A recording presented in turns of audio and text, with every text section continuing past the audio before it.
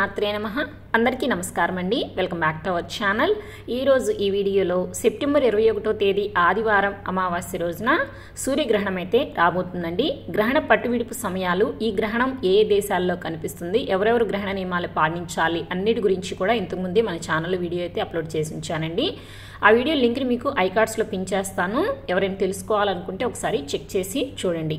అయితే ఈ సూర్యగ్రహణము మన భారతదేశంలో అయితే కనిపించదండి. కాబట్టి భారతదేశం నివసించే ప్రజలు ఎవరూ కూడా గ్రహణ నియమాలను అయితే పాటించవలసిన అవసరం అయితే లేదండి. కానీ ఈ గ్రహణము ఎక్కడైతే కనిపిస్తుందో ఆ ప్రాంతాల్లో మన ఇండియన్స్ ఎవరైనా ఉన్నట్లయితే మాత్రం వారు తప్పనిసరిగా గ్రహణ నియమాలను అయితే పాటించండి. తగు జాగ్రత్తలు అయితే తప్పనిసరిగా తీసుకోవాలండి.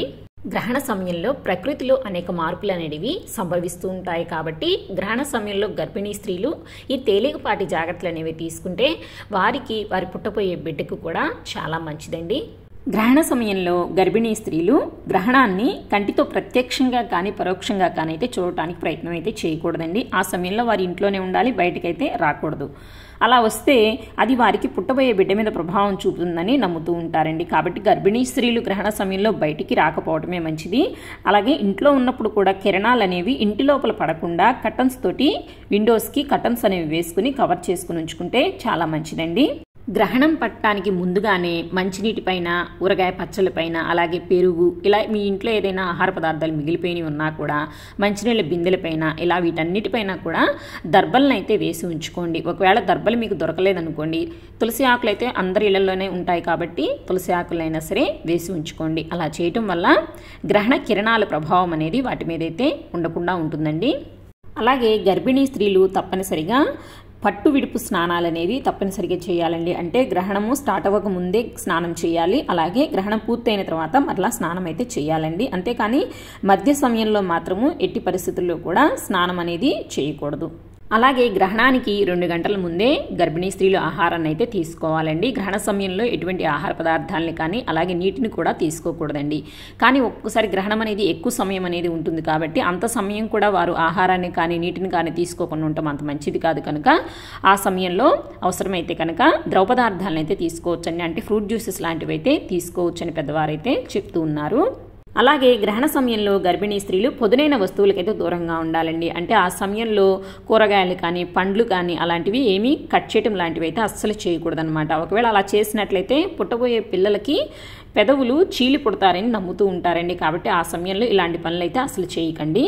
అండ్ ఇంకొక ముఖ్య విషయం ఏమిటంటే గ్రహణ సమయంలో ఒంటి మీద ఎటువంటి లోహపు వస్తువులు అనేవి ఉండకూడదండి. అంటే తల్లో పిన్స్, హెయిర్ పిన్స్, క్లిప్స్ అలాంటివి అయితే పెట్టుకుంటాం కదా, అలాంటివి ఏవి కూడా ఈ గ్రహణ సమయంలో అయితే ఉండకూడదండి. కాబట్టి ఇలాంటివి ఏమైనా ఉన్నట్లయితే తీసి పక్కన పెట్టేసేయండి. అలాగే గ్రహణ సమయంలో తప్పనిసరిగా గర్భిణీ స్త్రీలు బయటికి వెళ్ళవలసి వస్తే కనుక వారి వెంట గరికని కానీ తులసి దళాలను కానీ తీసుకెళ్తే చాలా మంచిదండి. అలాగే బాత్రూమ్స్ కనుక అవుట్ సైడ్ ఉన్నట్లయితే వెళ్ళవలసి వచ్చినప్పుడు మీ మీద ఆ కిరణాలు అనేవి పడకుండా ఏదైనా సరే బెడ్షీట్ని కానీ లేదా గొడుగుని కానీ వేసుకుని ఆ కిరణాలు అనేవి మీ మీద పడకుండా కవర్ చేసుకుని అయితే వెళ్ళి వస్తే చాలా మంచిదండి. ఇంకొక ముఖ్యమైన విషయం ఏమిటి అని అంటే చాలామంది గర్భిణీ స్త్రీలు కూడా గ్రహణం వస్తుందనగానే చాలా భయపడిపోతూ టెన్షన్ పడిపోతూ ఉంటారండి. అసలు ఏమీ టెన్షన్ పడాల్సిన అవసరం లేదండి. మీరు ఆ సమయంలో ప్రశాంతంగా మనసుని ఉంచుకొని ఎటువంటి శారీరక శ్రమ లేకుండా రెస్ట్ అనేది తీసుకోండి. అలాగే ఆ సమయంలో చక్కగా దైవనామస్మరణ చేసుకోండి, చాలా మంచిది. అంటే మీకు వచ్చిన శ్లోకాలు ఏమైనా ఉన్నట్లయితే చక్కగా చదువుకుంటూ ఉండండి. లేదా ఏదైనా మంచి బుక్స్ ఉంటే ఆ బుక్స్ చదువుకోండి. అలాగే ఇది సూర్యగ్రహణం కాబట్టి సూర్యునికి సంబంధించిన ఏమైనా శ్లోకాలు కానీ స్తోత్రాలు కానీ వచ్చినట్లయితే చదువుకోండి. అంటే ఆదిత్య హృదయం కానీ సూర్యాష్టకం కానీ ఇలా సూర్యునికి సంబంధించిన ఏమైనా స్తోత్రాలు ఉన్నట్టు చదువుకోండి. అవి రావు అనుకునే వాళ్ళు ఓం నమ శివాయ అనుకోండి, లేదా ఓం నమో భగవతే వాసుదేవాయ అనుకోండి. ఇలాంటి చిన్న చిన్న శ్లోకాలైనా సరే మనసులో చక్కగా స్మరించుకుంటూ ఉండండి, చాలా మంచిది.